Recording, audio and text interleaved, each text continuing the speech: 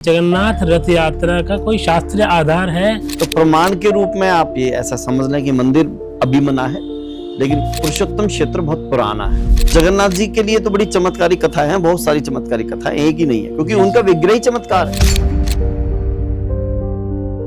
महाराज जी, क्योंकि आप वेदांतिक दृष्टिकोण रखते हैं, तो आप मान्यताओं को स्वीकार करते हैं, ये तो विरोधाभास हो गया। वो मैंने कहा वो महाराज जी, आप क्योंकि शास्त्रों की बातें करते हैं, वेदों की बातें करते हैं, वेदांत पर बातें करते हैं, मैं अपने व्यू को अपने दूसरे समाज पर क्यों लागू? जी। हाँ, यदि उनमें से कोई मुझसे तात्विक विवेचन करने के लिए आएगा तो मैं उसे कहूंगा जगन्नाथ जी भी नहीं है।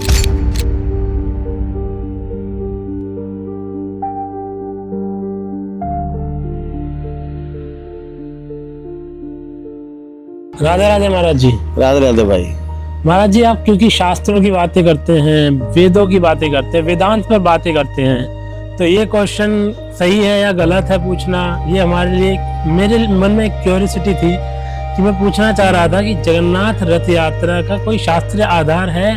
भक्ति का कोई शास्त्रीय आधार ढूंढने की आवश्यकता नहीं होती। माँ बच्चे को पालती है, उसका कोई शास्त्रीय आधार की आवश्यकता नहीं। हम जी रहे हैं अच्छे से, हवा हमें मिल रही है, धूप हमें मिल रही है, पृथ्वी हमें रहने के लिए मिल रही है, इसके शास्त्रीय आधार की आवश्यकता नहीं है। लेकिन फिर भी क्योंकि आजकल हर किसी को ना प्रूफ ही चाहिए, तो मैं आपको बताऊं कि जगन्नाथ जी जो है, इनका जो स्थान है, उस स्थान को पुरुषोत्तम धाम कहते हैं। पुरुषोत्तम धाम। हाँ, तो पुरुषोत्तम कौन है?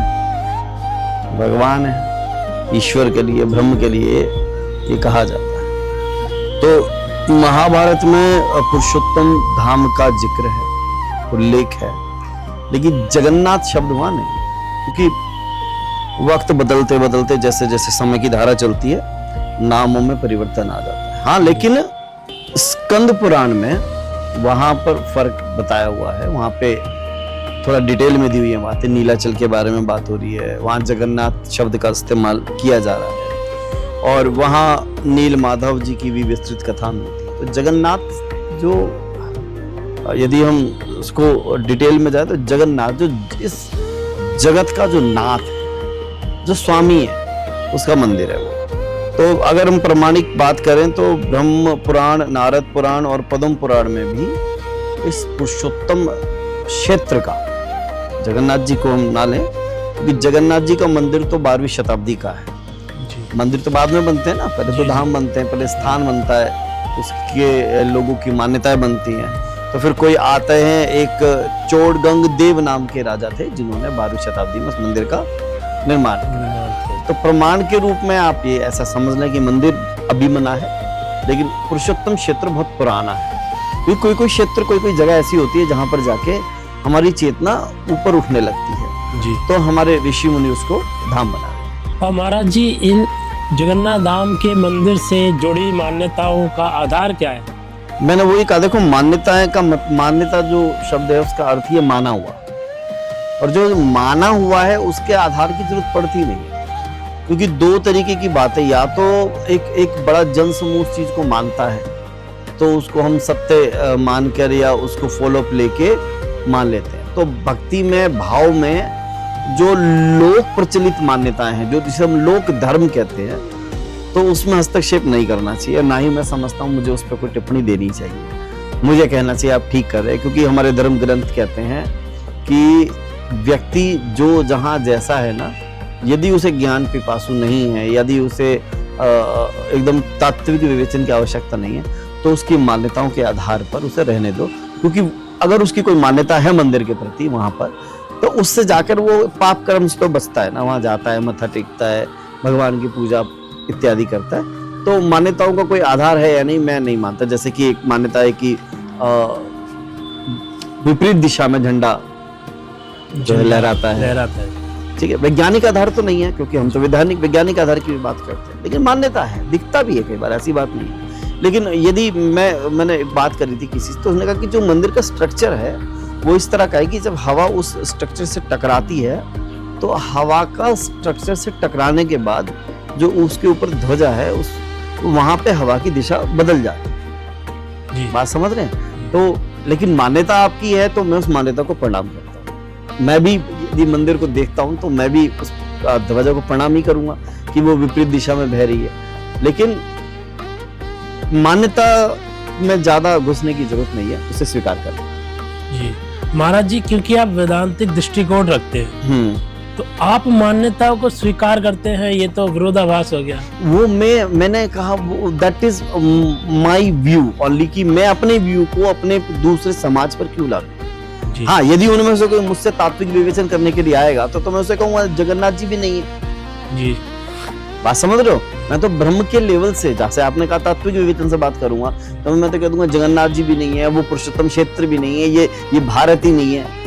जी। हम तो वहां उस लेवल पे बात करने की बात करते हैं। लेकिन पारमार्थिक तौर पर समाज के लिए यदि आप संत हैं, व्यवहारिक तौर पर महाराज, हाँ, यदि आप समाज में रहते हैं तो समाज की मान्यताएं यदि कोई हैं और उनसे कोई नुकसान नहीं हो रहा है जी, तो उसको छेड़ना नहीं चाहिए। मेरी ऐसी विचारधारा है, चाहे वो गलत सही।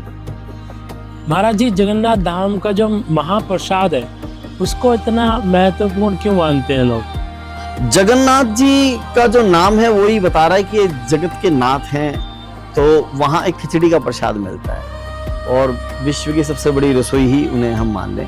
और उस प्रसाद की इतनी विशेषता इसीलिए कि देखो, भगवान का भोग लगाने के बाद तो जो प्रसाद पाया जाता है वो तन और मन दोनों के लिए औषधि का रूप का काम करता है। और फिर वहां पर देखो ना कोई जाति देखी जाती, ना कोई भेद, ना कोई वर्ण व्यवस्था इत्यादि। तो इसलिए प्रसाद जो है वो ऊंच नीच से बचाता है, समाज में समरसता लाता है, तो इसलिए उसका महत्व भी है। महाप्रसाद कहते हैं, प्रसाद नहीं कहते, महाप्रसाद। जी। और महाराज जी, ये एक मान्यता है कि जगन्नाथ रथ जब तक आगे नहीं बढ़ता, जब तक कि कोई पिछड़ी जाति या फिर शूद्र उन्हें खींचे ना। हाँ, क्योंकि वो तो सबके नाथ है ना। तो जगन्नाथ जी का जो इतना प्रचार हुआ और जो उतना, आप देखिए जरा उनकी रथ यात्रा में लाखों करोड़ों हजारों लोग पहुंचते हैं, उसका अर्थ ही है कि वहां ऊंच नीच जातवाद भेदभाव कुछ नहीं। मैं जगत का नाथ। तो वहां ये अगर कोई इस बात को लेके आए कि वो शूद्र कर रहा है, उस समय वहां ना कोई शूद्र है ना कुछ है, परंतु उनके नाम को सार्थक करने के लिए वहां पर ये दिखाया जाता है कि भाई आपको अगर समाज आपको शूद्र कहता है तो आप आओ और रथ को खींचो। और इसी तरह से महाराज जी, एक मुस्लिम व्यक्ति हैं, हाँ, जो पहले रहे हैं, उनकी कब्रगाह पर भी जगन्नाथ यात्रा को कुछ देर तक, भाई भगवान का अस्तित्व तो भगवान के भक्त से है ना।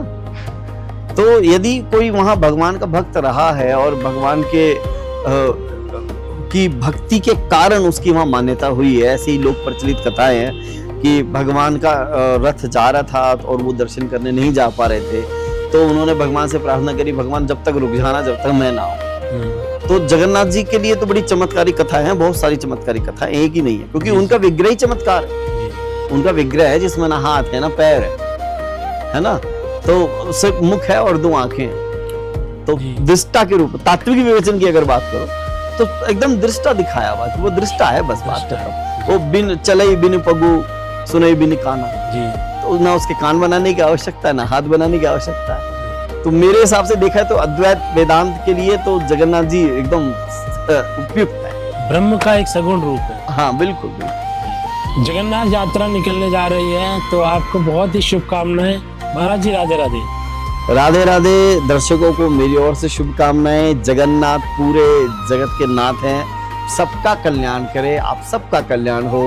पूरी श्रद्धा मन भाव के साथ जगन्नाथ जी की, जगन्नाथ धाम की सेवा कीजिए। जय जगन्नाथ। जय जगन्नाथ।